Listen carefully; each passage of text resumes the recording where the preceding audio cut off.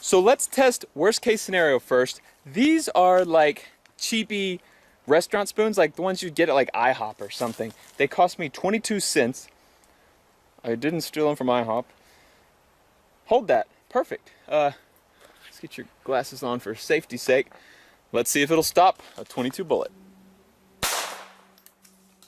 Went way back there. The 22 went straight through the cheapy spoon. So if you're at IHOP, you're out of luck. If you're at home and maybe you have a nicer set of spoons like this one, here's the cheap one, just so you can kind of compare. I don't know if you'll be able to tell the difference, but cheap one is super thin. The nice one is real thick. I mean, these are the kind that you just can bend like this. This one, it's going to take a lot more to bend it. So this one is a little over $1, I think. These aren't silver spoons by any means, but let's see what happens with this one. This nice spoon is kind of like one you would find at a nice restaurant, like Olive Garden, something like that. This episode is sponsored by Olive Garden and sued by IHOP. We got scared. That went so far. Cheap spoon, not gonna be a whole lot of help. Nice spoon though. Took it like a champ.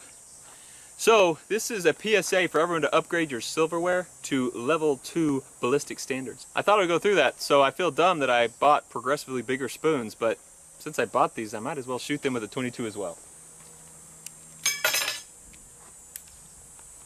22 versus a big serving spoon. It should stop it.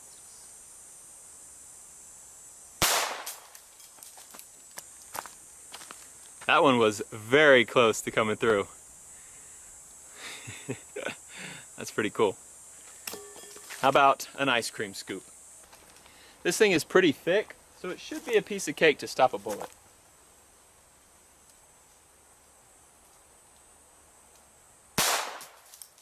That one almost made it through. It cracked the back, but it did not go through. How about a cleaver? I vote that this one is going to crack. I think the knife is harder than the spoons, so I think it's going to crack and break, not bend. We'll find out.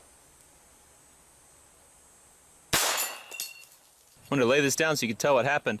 Right in the center of all those cracks, you can see where the bullet hit, and then it just shattered it. The last item that I have today that I thought would be a reasonable thing to block a bullet if I'm sitting in my kitchen and someone jumps in waving a 22 in the air would be a cast iron skillet. Good luck, Cooter. I think that actually stopped it. And another. Let's go check it out. Cast iron is pretty strong but fragile material, so the ones that were hitting up here in the center did not even dent it at all. But the ones that hit here on this bent edge broke right through. And into Cooter's hand. You okay, bud? So if someone busts into your house with a 22 and you're in the kitchen, I would say don't go for a spoon unless you're really good at Matrix style dodging and you've been to Olive Garden recently. If I had my choice, I would go for the cast iron skillet because you have a bigger surface area and most likely it'll stop it. But I know the question that's on all of your minds. What if someone breaks in with a Barrett 50 cal? That would be not so bueno.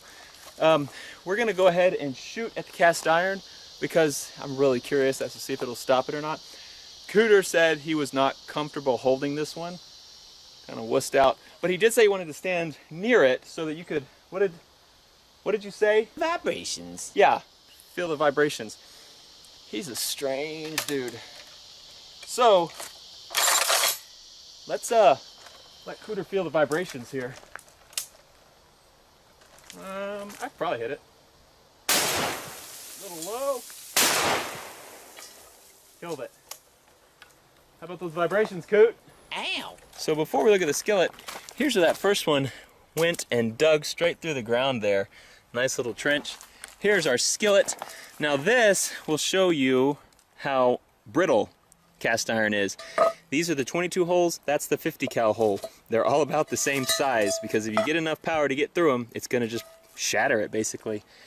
Here's where the second one went through this route and skidded through the ground here.